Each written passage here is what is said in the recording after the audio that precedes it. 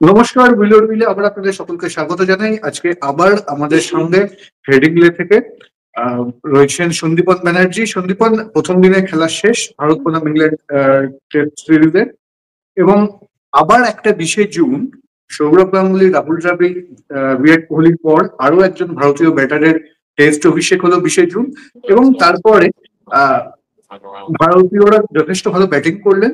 সর্বমোট পরিস্থিতি কি, মানে কি মনে হচ্ছে, কি আপডেট আছে তোমার ওখান থেকে বলো, বা কেমন খেলা দেখলেন?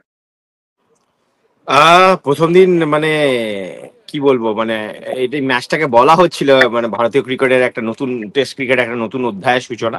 সেটাই আমরা দেখলাম। 23 বছরে যশস্বী জয়সওয়ালের 100, শুভমান গিল ইয়াং ক্যাপ্টেন, ও হুম। ক্যাপ মানে অধিনায়কত্বের অভিষেকেই তার সেঞ্চুরি। ওভারঅল আমার মানে ভেরি ইমপ্রেসিভ। আমি একটু ডিসঅ্যাপয়েন্টেড সাই সুদর্শনের জন্য। সাই সুদর্শন এই উইকেটে কিন্তু মানে that was is was the best wicket for him for the debut, but unfortunately ওখানে আউট হয়ে গেল। বাট যাই হোক, মানে ওভারঅল আমার মনে হচ্ছে very satisfactory day for Indian team. আর I think it was a good toss to lose. কেননা আচ্ছা। এই কেন ইংল্যান্ড টসে জিতে ফিল্ডিং নিচ্ছে, এবং শুভমান গিলও টসে মানে টস হারার পর তিনি এই বলেছিলেন যে আমিও যদি জিততাম আমি ফিল্ডিং নিতাম। আমার মনে হয় it was a good batting day, যেটা আমরা কালকেও প্রেডিক্ট করেছি, কালকেও এই বেলায় এই নিয়ে কথা বলেছি। আর সেটা আমরা দেখলাম এই উইকেটে। আমার মনে হয় প্রথমে ফিল্ডিং নেওয়ার কোনো রিজন ছিল না। আই থিঙ্ক এই উইকেটে প্রথমে যদিও একটা মানে পাস রেকর্ড আমরা দেখছি যে ইংল্যান্ড সাকসেসফুল অনেক চেজ করেছে এই উইকেটে, বাট দ্যাটস ওকে। মানে ইন্ডিয়ার bowling line up is very very good, Jasprit Bumrah in there. So আমার মনে হয় না, that's why I feel that it was a very good toss to lose. এখানে আরেকটা কথা বলে রাখি যে কালকে তুমি যে ফার্স্ট ইলেভেনটা প্রেডিক্ট করেছিলে, আজকে ইভেন্চুয়ালি সেই ইলেভেনটাই মাঠে নেমেছে। আর তোমার প্রেডিকশনটা একদমই ঠিকঠাক ছিল। তো জয়সওয়ালের ইনিংসটা নিয়ে আমি প্রথমে জিজ্ঞেস করবো যে জয়সওয়ালের ইনিংসটা কেমন দেখলে? প্রথমবার ইংল্যান্ডে খেলছে, প্রথম ইনিংস লাইফের ইংল্যান্ডে, কিভাবে দেখছো? জয়সওয়ালের ইনিংসটা আমার মনে হচ্ছে, হ্যাঁ মানে প্রথম টেস্ট ইনিংস ইংল্যান্ডে, মানে ওপেনিং আমার মনে হয় হি হ্যাজ ডান ওয়েল। একটু মানে একটু ইম্পেশেন্ট হয়ে যাচ্ছিলেন মাঝে মাঝে উনি ব্যাটিং করার সময়। বাট আমার মনে হয় প্রথমের দিকে মানে প্রথম 10-12 ওভারে হি হ্যাজ লেফট এনাফ বলস। রিস্কি শট তেমন খেলেন একটু। তারপরের দিকে অবশ্য যদিও এক দুটো শট তিনি খেলেছেন, ট্রাই করছিলেন, যেটা হচ্ছিল না। স্কোয়ার কাট খেলার চেষ্টা করছিলেন, হচ্ছিল না। But overall I think it was good knock. আমার মনে হয় ইনিংসটা আরো বড় হওয়া উচিত ছিল, but that was a good ball by Ben Stoke, যেটা উনি আউট হলেন। তো আমার মনে হয় it was a very good knock. এবং এই জয়সওয়ালকে নিয়ে একটা কনসার্ন ছিল, মানে যেহেতু প্র্যাকটিস ম্যাচ দুটোয় সেভাবে তিনি রান পাননি, আমি ইন্টার স্কোয়াড ম্যাচটার কথা বলছি না, তার আগের দুটো ম্যাচে যেহেতু তিনি রান পাননি, এটাও একটা বোধহয় কনসার্ন ছিল জয়সওয়ালের ফর্ম নিয়ে। তো সেখানটা খুব ভালো খেলেছিলেন। আর কে এল রাহুল সেট হয়ে গিয়েও আবার আউট হয়ে গেলেন, সেই একই সমস্যা। রাহুলের একই সমস্যা, হ্যাঁ মানে কোন দরকার ছিল না লাঞ্চের এক ওভার আগে ওই শটটা খেলার কোন দরকার ছিল। মানে he has done the hard work, পুরো হার্ড ওয়ার্কটা করলো সকালের ফান্ডিং সেশনে। হি ওয়াজ অ্যাবসলিউটলি ফ্ললেস। জয়সওয়াল কিছু মানে ভুল শট হয়তো ট্রাই করছিল, কেএল ওয়াজ অ্যাবসলিউটলি ফ্ললেস। খুব সুন্দর করে একটা কভার ড্রাইভ হলো। ওই শটটা আমার মনে হয় it was not needed. This wicket was good. একটা কেএল এর 100 মানে উইকেটে থাকলে হয়তো 100 ফর টেকিং ছিল। ইয়া মানে টিপিক্যাল কে এল রাহুল আর কি, মানে after doing all the hard work তিনি কিন্তু মানে কি বলবো আর হয়ে গেলে, মানে সেই মানে হার্ড ওয়ার্কটাকে জাস্টিফাই করতে পারলেন না। আর অলসো সাই সুদর্শনের কথাও বলতে হয়। সাই সুদর্শন আমার মনে হয় ওখানে একটু জয়সওয়ালেরও একটু আমি ব্লেম করবো জয়সওয়ালকে ওই আউটটার জন্য। কেন আমি তাকে বলছি, সাই সুদর্শন মানে ডেবিউটান্ট, জাস্ট লাঞ্চের কিছু ওভার আগে তিনি এসছেন। একটা নার্ভ তো থাকেই, একটা টেস্ট ডেবিউ করছেন। ফার্স্ট রানটা যখন নিয়ে না, ফার্স্ট টেস্ট রানটা হয়ে যাওয়ার ব্যাগেজটা নেমে যায়। তো একটা দুটো সিঙ্গেল তিনি কল করেছিলেন, তার মধ্যে একটা টাইট ছিল, একটা আমার মনে হয় that was a single. But Jaiswal সেই রানটা নেননি, তুমি যদি লক্ষ্য করো।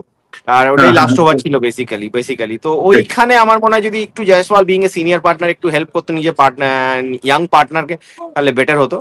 আমার মনে হয় জয়সওয়াল হয়তো ওখানে সে লাঞ্চের আগের ওভারটা খেলতে চাননি তিনি। ওই সিঙ্গেলটা নিয়ে নিলে সাইডের জন্য এই উইকেটটা খুব ভালো উইকেট ছিল। হ্যাঁ, এক্স্যাক্টলি। তুমি যেটা বলছো যে লাস্ট ওভার হিসেবে খেলতে চাইনি, এটা যদি হয়ে থাকে, কিন্তু সিনিয়র পার্টনার হিসেবে তার এটাই দায়িত্ব হয়তো ছিল।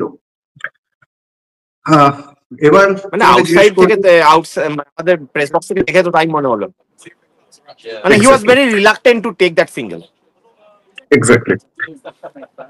শুভমন গিল প্রথম ম্যাচ অধিনায়ক হিসেবে এর আগে একটাও 50 হয়নি, রান করতে পারেননি ইংল্যান্ডে।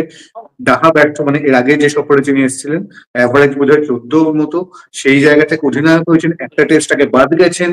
আহ, তারপর এরকম একটা ইনিংস কিভাবে এটা মেন্টাল প্রেশারটাকে সামলে কিভাবে এলো ইনিংসটা? না, অসাধারণ ইনিং। তুমি দেখো, যদিও উইকেটটা একটু মানে সহজ ছিল, কিন্তু তাও আন্ডার দ্য সার্কামস্ট্যান্সেস দুটো উইকেট তাড়াতাড়ি পড়ে যাওয়ার পর ওইখানে শুভমান গিলের এসে ওইভাবে কাউন্টার অ্যাটাকিং খেলেছেন কিন্তু তিনি, এবং তার জন্য ইংল্যান্ড কিন্তু শর্ট বলের ট্র্যাপ সাজিয়েছিল। মানে তার কন্টিনিউ তাকে কিন্তু শর্ট বল করা হচ্ছিল, কিন্তু সেই ট্র্যাপে তিনি ফাঁদে পা দেননি। আর মানে অসাধারণ, আমি বলবো শুভমান গিলের ইনিংসটা কিন্তু যথেষ্ট রেসপন্সিবল ইনিংস। যদিও ইংল্যান্ড আমার মনে হয় যে শুভমান গিলকে হয়তো মানে ওর কমফর্ট জোনে বেশি বল করেছে, মানে short ball, he is a good player of short ball. But যেখানে ওর একটু দুর্বলতা সেটা হচ্ছে স্ট্রেট বল গুলো। সেই স্ট্রেট বল কিন্তু স্টাম্পস টু স্টাম্প বল কিন্তু ইংল্যান্ড বেশি করেনি, আমার যতদূর যেটা আমি দেখলাম, মানে 9% বল উনি ফেস করেছেন হয়তো স্টাম্প লাইনে। So that was I think ইংল্যান্ডের পক্ষ থেকে একটা মনে হয় আমার স্ট্র্যাটেজিক্যাল মিস্টেক। বাট স্টিল মানে no credit, should not take any credit away from Shubman. Shubman has played absolutely well. আমার মনে হয় শুভমানের বিং এ ক্যাপ্টেন টেস্ট ডেবিউতে 100 লেগেসিটা মেনটেন করলেন আর কি। বিরাটেরও ছিল টেস্ট ডেবিউতে 100 অ্যাজ এ ক্যাপ্টেন অ্যাডিলেডে। এক্স্যাক্টলি, দুই ইনিংসে। এখানে হবে কিনা সেটা সময় বলবে। তবে আমার খুব ভালো লাগলো কিন্তু সেটা হচ্ছে ঋষভ পন্থের ব্যাটিং। হ্যাঁ, শেষ ওভারে তুমি বলতে পারো যে শেষ ওভারে গিয়ে একটা ছয় মেরেছে, মানে বেরিয়ে এসে খেলেছে, ঠিক আছে, কিন্তু তা সত্ত্বেও যে সমালোচনা ওর ব্যাটিং নিয়ে হয়েছে অস্ট্রেলিয়ায় বা রিসেন্টলিও হচ্ছিল কিছু ক্ষেত্রে, সেই জায়গায় দাঁড়িয়ে যেভাবে ইনিংসটা খেললো আর খুব ম্যাচিওর ইনিংস লাগলো ঋষভ পন্থের থেকে।